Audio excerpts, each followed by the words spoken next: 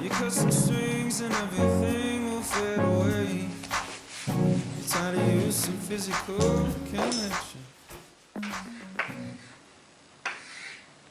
So usually with conservation of momentum, we're given mass and initial velocity. And for the second body,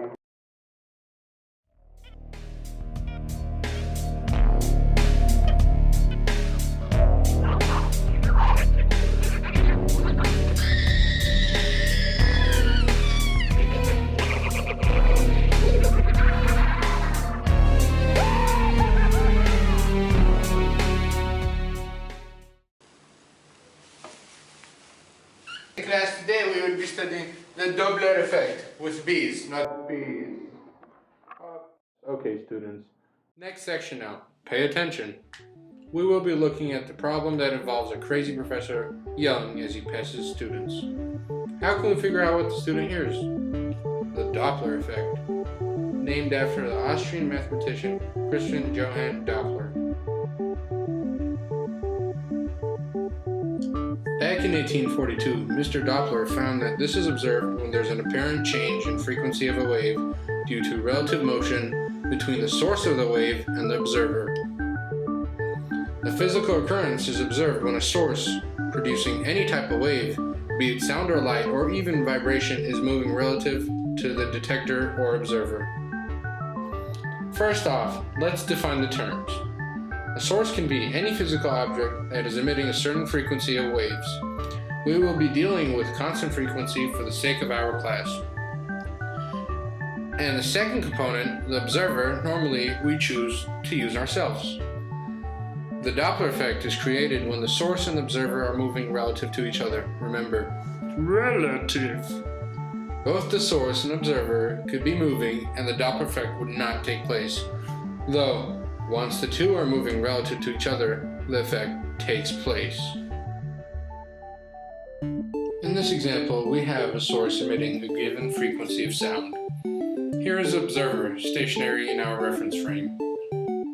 As the source approaches the observer at a constant velocity, the observer detects a higher pitch. And as the source passes then moves away, the observer detects a lower pitch.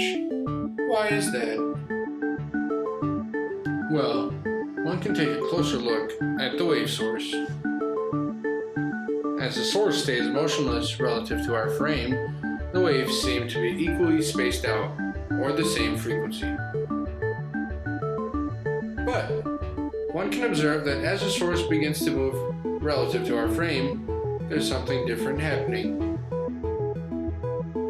As you can see here, in front of the source, the point at which each wave is created becomes closer to the previous wave. Likewise, when one looks behind the source, the point where the wave is created moves further away from the previous wave. Effectively, the wave is compressed in front and stretched behind the source. Let's listen.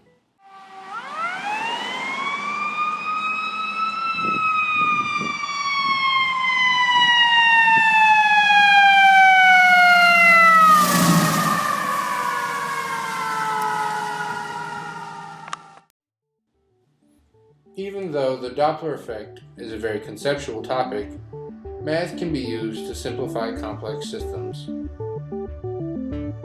First, we look at systems when the observer is at rest.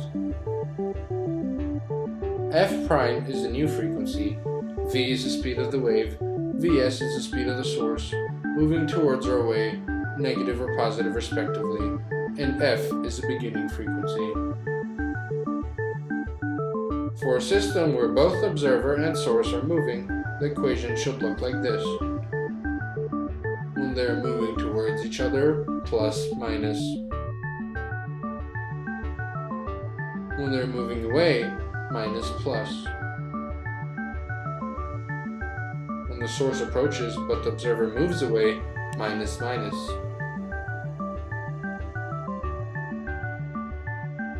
When the observer is approaching the source as it moves away, plus, plus. These are some of the simple examples that we can quantify in our class. You may think this occurs only in sound, though it can be observed in light waves as well. Let's look at the stars, for example. Here we have a binary system of stars, far away from the observer, orbiting each other orthogonal to our line of sight. As star A moves towards the observer, the light becomes blue shifted, or compressed. As star B moves away from the observer, the light becomes red shifted, or a lower frequency. Astronomers use this knowledge to determine the speed of photon-emitting bodies. Physicists even use this to back the theory of the Big Bang.